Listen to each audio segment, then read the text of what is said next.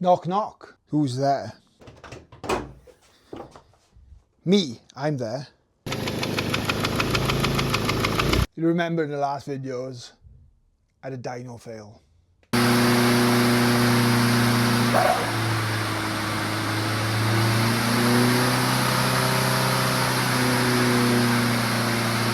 We aborted the mission. The car's been driving amazing. It's been amazing. Look, I'll put a few little clips up.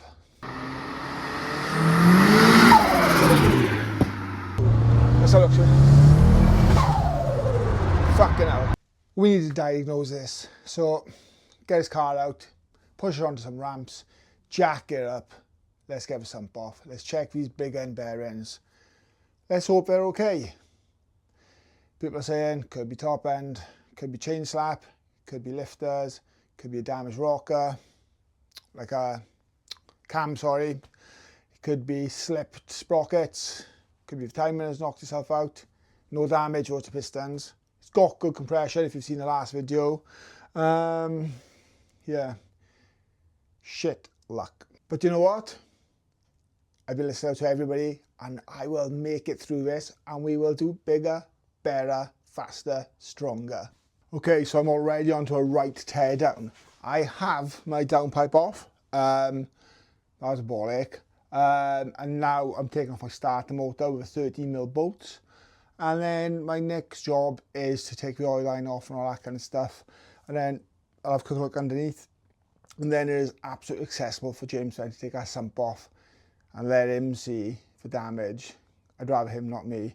One thing I want to say is this job was difficult to get the car on ramps on my own, and even though I got hex lights in my garage, it's out dark out, it's quite dark under the car. So a big shout out to, okay, this isn't paid or anything like that. However, I've had some stuff gifted to me in the past. I have this, that is bright, okay. That's from Oxito. It's actually, okay, a battery emergency starter for your car. It'll like start up to 12 volt diesel cars. I am going to do a full blog on that, okay, and a bit of unboxing, all that kind of stuff, and starting a car. But at the moment, I'm just using it for my for a light, and it's brilliant. It's got all these cool different settings on it. See if I can get the button on it now. But look, you can change it, so you can get different lights if you break down and stuff hazard. You can have a really bright light, you can have a dimmer light. It's handy, so I just wanted to share that with you. I'll put the discount code in the description, okay? But if you hit up Oxito, this thing is great. I've seen the reviews on it and I've seen them turn over like these big, massive 8 litres and like huge trucks and diesels and stuff in America. So yeah, I just thought I'd share that with you because you're watching, trying to give you something back. But yeah, I'm waffling. Let's fly through this next job. Okay, so where are we? So we've got the bolts in here for the 1, 2, 3 for starter motor, downpipe, exhaust bolts, downpipe is off, lambda is off. Let's have a look what else. See if we can see in there. We have the starter motor off and cable tied up. Just a build for everybody, okay? Always disconnect the battery. I know it sounds a schoolboy, but don't fry yourself. The AN fitting is off of a sump. That's from when I drained the oil, the lambda's dangling down. Don't worry, underneath this car is solid. It's nice, it's all been painted black. Needs a bit of a stone chip now, it's got a bit of like dirt on it and stuff like that. Looks like rust dirt. I think I need to clean up the heat shields and paint underneath. What's your thoughts? Leave it black or go for a nice like Raptor grey? Put it in the comments. Anyhow, so the next job is for me to step the F away from the vehicle. I've been warned, and then James come up and take his sump off. I've got the Hope tomorrow, so I'm not going to be watching him doing it, but I will hopefully get a bit of a video and some footage of it, and I really hope there is no real damage. But you know what, if we got to pull the engine, we got to pull the engine. I'll take the car out, we'll turn around, and we'll do it in the garage this time. If it goes high enough, I probably don't have to take the bonnet off. If I do, I've got to. These things happen. I could pull the engine out and do it where I'm sitting. I've got loads of room. I've got best part of 2/3 of a car space. Just when I was looking forward to getting my garage back and kitting it out a bit and tidying it. Never mind. Just a quick one as well. Who doesn't love a Halfords Advance toolkit? I had that given to me off a friend, okay, Nathan Shepherd. Big shout out to Nathan for doing the job for him. I've got literally tools everywhere, okay? Another toolbox over there. I've got tools all down there. I've tools in the boot of my car. I've got every tool you need. I've literally got stuff here, there, everywhere, all the way around the side down there. I got tools in my shed. I just love a Halfords Advance kit. I think it's great. Everything is where you need it. Damn good kit. Didn't cost me a penny. So thanks again, Nathan. But anyway, somebody send me some tools. I'd love it. But yeah, let's leave this. Let's squeeze back down the side, lock the garage up, and go and have a bath. Until the next part.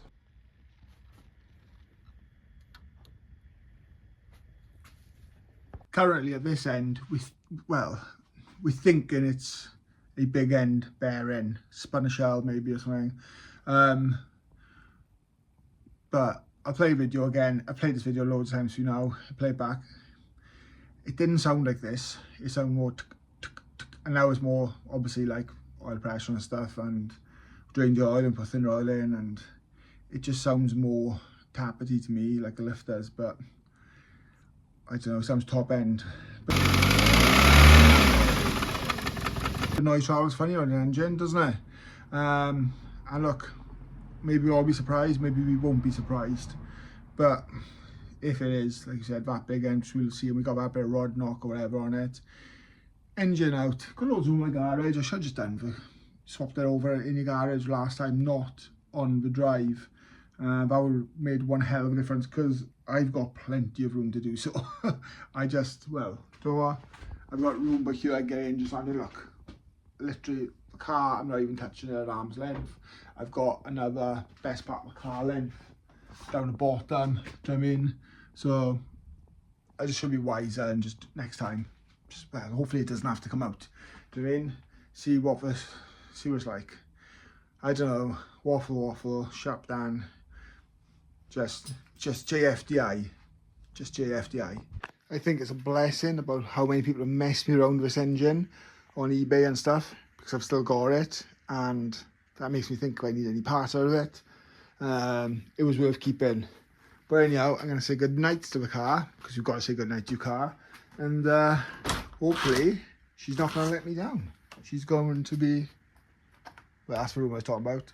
She's going to be fixed and not complicated. Good night. Okay, so today is D-Day. Got James down there on the deck, so we're just whipping his sump off. I've taken the charge pipe off a turbo, the intake. As you can see by here, this giant, massive Group N or Group A Cosworth K&N. We have checked the shaft on the turbo, because obviously if there's an oil related issue, we thought maybe that was, I'll put a video up anyway, you can hear a bit of a squeal. I'll overlay when I'm talking now the actual shaft. The shaft is like spanking new. There's no play in and out and stuff like that, so it's great. So we've got some plastic dip as well, so we've had that from Lynn's. I would say Lions or Lynn's, is there? Lions. So they're the guys who've done the engine, border out and stuff. I'll show you that and explain the process now. Plastigauge original, not plastic dip. Plastigauge, yeah. Plastic dip is that stuff you put on your bumpers if you've got a coaster on a chrome stuff, do you know what I mean? So yeah, you know me, I'm full of fucking errors on ya. I'll show you and explain the process of that. So yeah, so basically this Plastigauge, so how it works, that goes underneath a shell, we compress it back down to the torque settings, and we measure on here. When we're doing it, I'll talk a bit more around there. But James is just getting his sump off now, and hopefully you will get some live footage and coverage of damage or happiness. And watch me do a little dance. There you go, so the sump is off. Oil's looking pretty good. There is a little bit of a minor bit of metallic bits in it, but don't forget it is a new engine. To work out where them bits are from. It's nothing really big screaming out in it at the moment. Get the windage tray off now and readiness to have a look. Okay, so the sump is off. So before we do any more diagnosing now, we'll just have a quick little look. The oil pickup is nice. It's not clogged, there's nothing on it, there's nothing under the lip. It's nice and clean down here. Obviously we're going to undo these end caps now. Nothing screams out right now. We'd obviously have a pull up and down them, see if they're knocking. But yeah, just a bit of a heads up of where we are right now. You can see up there. Many gaps, I'm too small. I'm supposed to squeeze through it. If you look through up here now, you can see the rod hasn't even got hot at the top end and towards the small end bearing. I don't know. We will see. We will see. Okay, so that's number 4 off, and to be honest, there is a little tiny mark on it. You can't feel or pick up with your nail, and you can see the wear slightly on it. And we got this one here, which is pretty much the same. There's nothing that screams out. Do you mean? Worn, but yeah, we'll put the Plastigauge on them all anyway, and look, we're gonna fly through, whip the rest of them off, and then update. Okay, so I've just been on a walk to feed the ducks and the baby, and this is James has cracked on. He's done number 3. This is number 2, and again you'll see the cross marks, which are factory marks, obviously on the King's bearings. There's literally nowhere on these, and again there's no marks on the crank or anything. There's no scores, and you can tell there'll be no scores then because there's no marks actually on these. There's a tiny little like pit there, which is like probably a bit of ingrain, a bit of dirt, a bit of something, which something will be being compressed, but it hasn't scored through the bearing. And there is a bit of wear, as you can see, like the shiny parts, but that's what's expected, isn't it? I mean, you wouldn't. I mean, the ones who pull out, yeah, they've got wear in the same place, but there's nothing like this part isn't flat or like gouged out or. No, there's no like ingress in it. There's no scoring in it. There's no damage. In it, to be fair, so yeah, James has obviously been doing the Plastigauge as well. In regards to Plastigauge, I'm going to give you the readings and the gauging of them all at the end, and explain the tolerances, what you can have as well. But yeah, we're just going to crack on through this now and keep our fingers crossed. Okay, so this is the Plastigauge.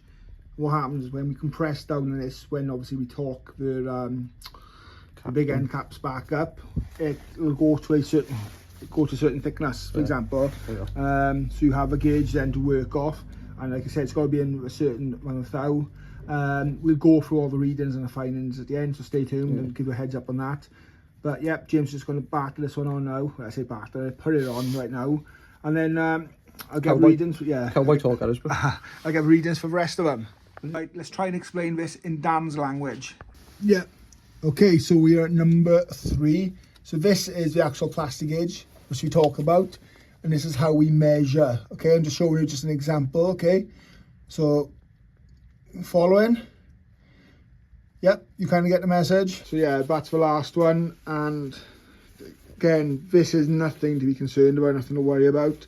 The crank itself is in a good position too. There's no damage to it. In regards to obviously then measuring, okay, so number 1 come out as 0.045 to 40. Number 2 is 0.038 to 35. If we say thou. It's thou. 45 thou, 40 thou, 30 thou to 35 or. There you are, can you hear James? But you can go up to 65 thou, yeah? Yeah, 6 thou to 60 thou is the range you've got, and we are like. Yeah, so when you look on a gauge, the smaller one versus the bigger one was obviously the 60 thou, and the smaller one was the was gone on it. The smaller one obviously is the one to worry about. So yeah, look. We're not on the tight side and we're not on the loose side. Yeah. But even if it's visual weight, even with the visual weight, it's still right bang in the middle of where it needs to be anyway. They're not pancake, there's no damage to them, there's no, do you know what I mean? There's no chunks missing, there's no ingress. A little bit of foreign, what's the word, contamination. Yeah, but no, they're good to look at. And to be honest as well, so I mentioned in the video, people have reached out and spoken to me, and like people have been really supportive and stuff. I just want to care about it. Again, I shout out, I spoke to Dave Pritchard from DP Motorsports, so thanks Dave if you're watching.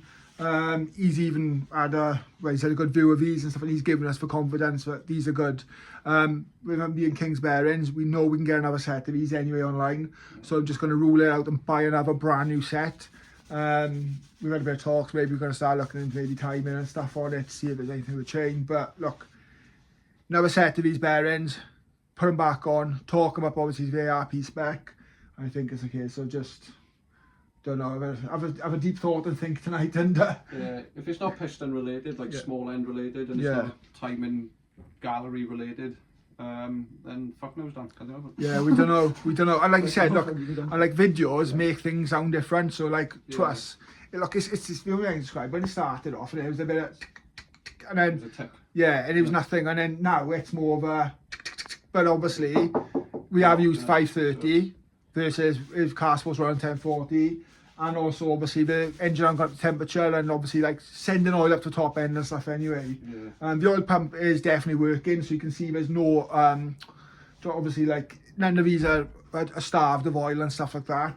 There's oil getting at the top end, and the oil pressure sensor gauge is running off the oil pressure switch on the back of the block anyway, so that's the optimum place.